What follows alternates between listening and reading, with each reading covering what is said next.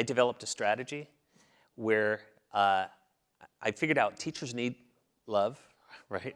And like they want me to be listening. So what I would do, rather than just draw, I would actually look up a lot. And I would look up and I would nod like that. And they loved that because they're like, is anyone interested in what I'm saying? Like, And then, but Mr. Matson, 7th grade math class in Chelmsford, Massachusetts, Mr. Matson was onto me because he kind of walked by and then he walked back and he said, Mr. Reynolds, I'd like to talk to you after class. So the kids were, chuckling and I'm like, oh, my goose is cooked. So after class, I talked to Mr. Matson and he said, Peter, I would love it if you would pay attention in my math class. And he said, if you do that for me, I would, I'll let you do an extra credit project. He said, look through the math textbook and try to find a math concept that you could teach to another student using your art and your storytelling. And I thought, well, this is cool, not in trouble. And I'm like, did he just mention art, storytelling, and math in the same sentence? And so I went home and I created a comic book and brought it in, showed Mr. Matson my comic book to teach math.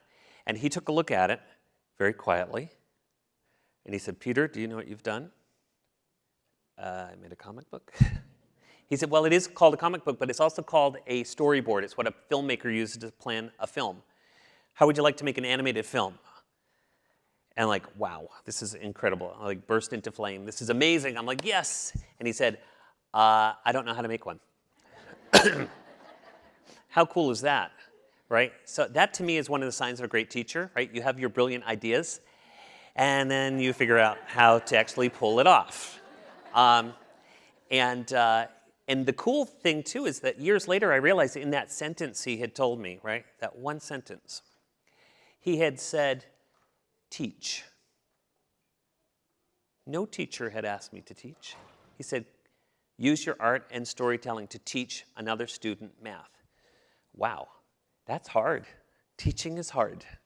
And my teacher gave me one of the hardest assignments ever, to teach. And then magically, he admitted he didn't know something. One of the first adults who admitted that to me. And he became a learner. So how cool was that? Learner, teacher, then teacher becomes learner, learner becomes teacher.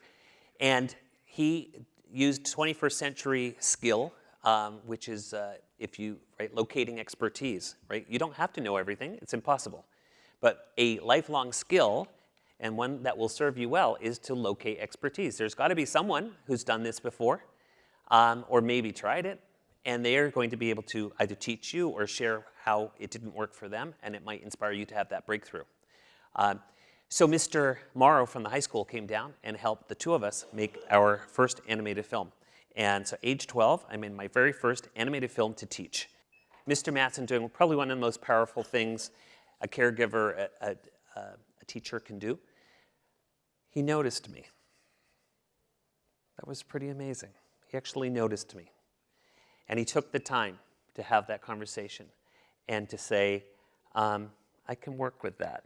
I can work with that energy. And kids do have amazing energy, and the magic is how do you tap into it?